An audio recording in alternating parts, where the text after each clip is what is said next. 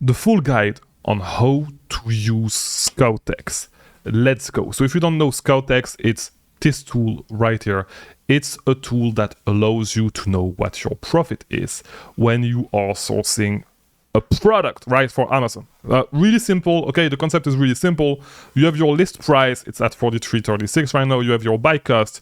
You just enter how much you buy it for example, $20, and it's going to tell you your return on investment. Whether you do FBA or FBA, right, it's going to tell you your return on investment and your profit margins. So you know if you are actually making money, right? Because you want to avoid buying products, like a lot of beginners do, buying products that are going to lose you money. Now, the thing is that you can go way more in depth with ScoutX, and this is what I'm going to show you right there. Now, if you do not know me, my name is Chris Mangunza. I make videos right here daily to help you with your Amazon business. Okay, so if you're new, subscribe and like this video, so I know that you want more. Okay, and the YouTube algorithm know it as well. So beyond just getting your profit calculation, right? As I said, there's way more stuff that you can get into. Okay, so let's just scroll down a little bit, right? And you'll notice that we have the sales rank right there, a graph right there to show to see the price through time and the sales rank through time, a breakdown of all the offers, right, and reviews if you're logged in on your Amazon account. I'm not. So the sales rank is going to show you every sales rank average, right, for the 30 days average, the 90 days average, and the 180 days average, right? You'll get it right here. And if you scroll down, you can copy the ASIN, see the dimension of the product, which is really, really helpful if you are trying to sell the product FBM, because you can compute how much the FBM cost is going to cost you more or less with this and the weight right there, right? The UPC if you need it, and then the size tier on Amazon. Now, there's a couple of interesting stuff that we can do right below, right? So what you can do is you can right there open up the product on Google, right, to try to source the product on the Google shopping thing and try to find the products profitably, right? Or you can open it on Camel, right, right here, or try to open it up on eBay. If you are doing some Amazon to eBay or eBay to Amazon flips, not something that I know too much of, right? But there's way more to that, and this is where ScoutX actually shines.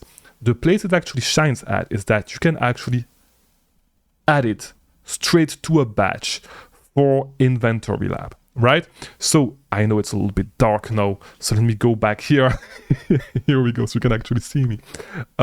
So it allows you to go straight into, to add the product straight to Inventory Lab, and being able to a batch, right, to make it easier if you want to actually list the product, right? So you add everything that you buy to a batch, and your prep center can go ahead and do everything from there. You don't even need to think about it, right? So that's how easy it was. Now, as I said, beyond that, there's way more things. So you have a graph right here, you have the offers, and let's just open up another random product where we're going to have more offers, where we're more likely to get more offers, maybe on these Puma shoes, maybe not. Let's see.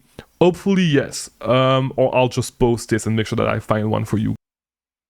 One extra thing that ScoutX is going to do is you have a preview of the product right here when you are on a search page, right? And you'll be able to go straight to Google from the search page and have all the information that you need, like the ASIN, right? If you want to, the sales rank for the category and the subcategories, and the number of variations, which is really, really helpful, by the way. And let me actually scroll up so you can see it, right? So sales rank, boom, category and subcategory, number of variations, number of offers, and whether the buy box is FBM or FBA, right? And so straight up, I can scroll here and see that we have a product with 17 offers, 169 variations. So I'm just going to click here, right? And I'm going to go straight into looking at the offers if I do that. But the best thing is that I can actually do it right here, right? I can do it with ScoutX instead of with Amazon right here, boom. So right here, I have all the FBA offers. So I can see that this product has 2 FBA offers, 15 FBM offers, which makes me think that it's probably a product that is currently on sale, right?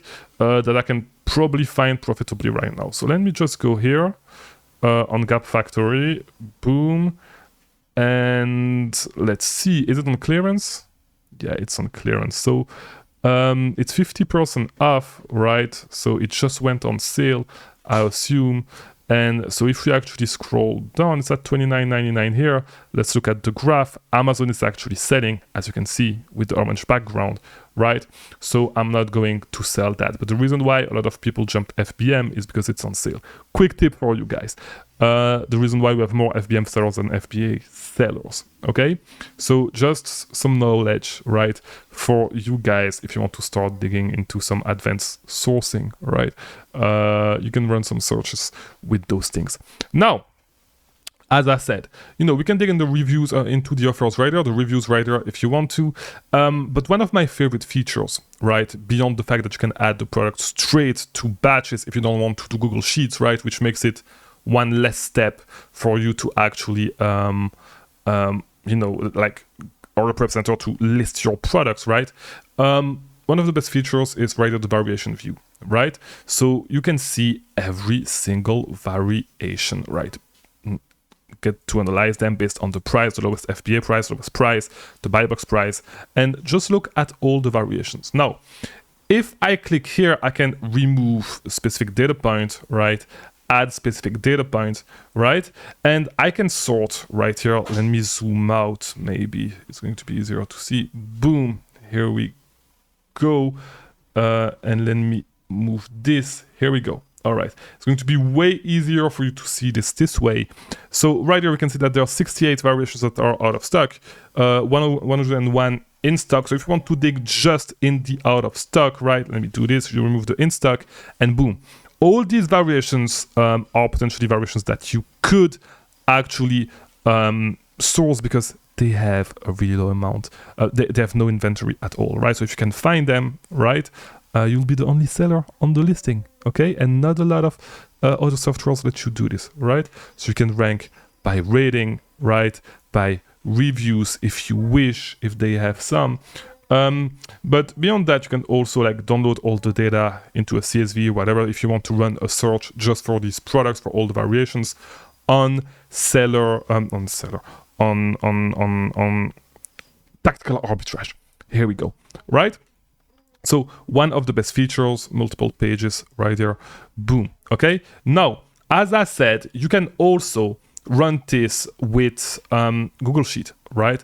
And so if you just go into the settings, you can just set up your Google Sheet and then create Google Sheets right there and name it, hey, this is a YouTube video, right? Boom, here we go. And so right now, if I click on, let me go back here, right there, let me exit this, let me zoom on this for you guys, and me close the variations. If I go here, no, right there, actually, I'm sorry, I can export the product straight to my Google Sheet, which I need to connect by clicking here. And here we go. All right. Now, boom. Now, right? What you can do as well, what you should do, I should say, is set up your profit calculation, right? So there are two ways to, first of all, get this price right here, right? So you can either match the new price or match the buy box, right? Enter your sales tax for whatever you're going to pay. The discount, if you have like a specific, if you're at the store and you have specific gift cards, it's more for retail arbitrage, in my opinion, if you're actually using that. But the desired return on investment, usually I leave that at 0, right? And what I would usually do is this, boom, switch that to 60 cents per pound. So when it does your profit calculation, it knows that a product is going to cost you around 60 cents, which is what you're going to pay more or less, right? 60 cents per pound to ship to Amazon if you do FBA, right? If you are one of the people that actually enter their prep costs, you can actually do it here. I don't really do it this way. Personally, I just add it to my buy cost, right? Estimate the storage, you can leave it like this, and boom, you just save it, right? And that's it, right? That way you're all set up with the fee calculation, okay?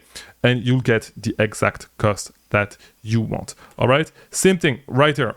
in the settings, let me go here, boom, you can also change the layout. So there's a couple of ways you can set up ScoutX, right? So you can dock it to the left.